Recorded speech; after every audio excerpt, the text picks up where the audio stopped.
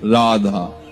हम युवाओं को अपने कैरियर और व्यक्तित्व विकास दोनों का सामंजस्य कैसे बिठाना चाहिए? अपने विकास के प्रति आगे बढ़ना है। जब तक बच्चा अध्यात्म जीवन में नहीं होगा तब तक विनाश की ओर तो बढ़ सकते हो, विकास की ओर बढ़ना संभव नहीं। यहां जो कुछ देख रहे हो सब विनाशी है। आप बेईमानी करके रुपया कमा सकते हो, आप घूस दे करके किसी डॉक्टर बन सकते हो, कोई पद प्राप्त कर सकते हो, लेकिन वो सब विनाशी है। 4 दिन बाद जब तुम्हारे प्राण छूट जाएंगे तो शरीर ही छूट जाएगा, पद छूट जाएगा, बैंक बैलेंस छूट जाएगा। तो इसको विकास हम कहें या विनाश कहें? विचार करके देखिए। विकास तो तब है जब लोकांतर की भी गति हमारी अच्छी हो, हमें भगवान की प्राप्ति हो, या भगवान के द्वारा ऐसे उत्तम फिर हमारा जन्म हो, हम उत्तम कर्म करने वाले बने, हमारे अंदर सद्गुण हो, हम परोपकार करें, समाज को सुख पहुंचा सकें। इसके लिए अध्यात्म की आवश्यकता है।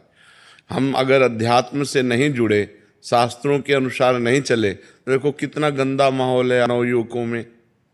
नशा करना और ये गंदी बातें करना है कि नहीं बढ़ रहा है?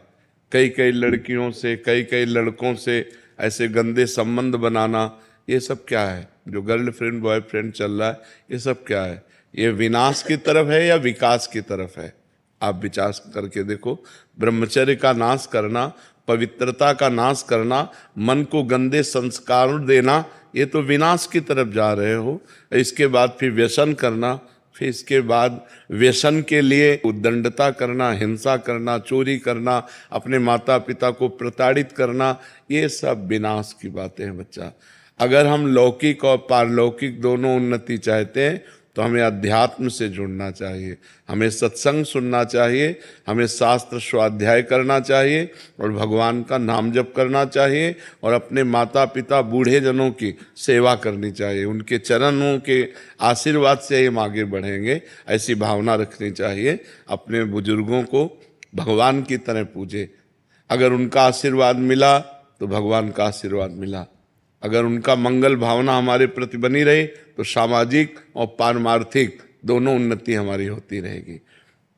हमारा नाम जप, शास्त्र स्वाध्याय, सत्संग और सेवा, ये हमारे जीवन को उठा देगी। और जिसके जीवन में ये नहीं है तो वो जीवन विनाश की तरफ बढ़ रहा है।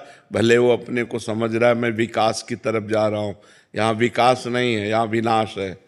अंत कब देखना होता है? परिणाम। बुद्धिमान जन परिणाम देखते हैं।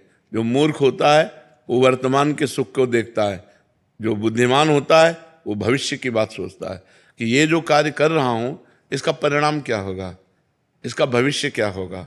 जो विवेकी है वो परिणाम देखता है। तो परिणाम यहाँ जो कुछ भी है वो सब विनाशी है।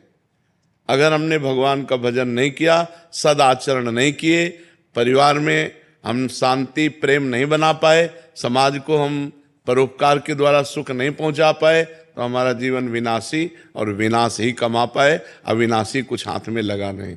अविनाशी है भगवान का नाम, भगवान का ध्यान, भगवान का चिंतन करते हुए भगवत भाव से समाज की सेवा। समझ पा रहे हो आप?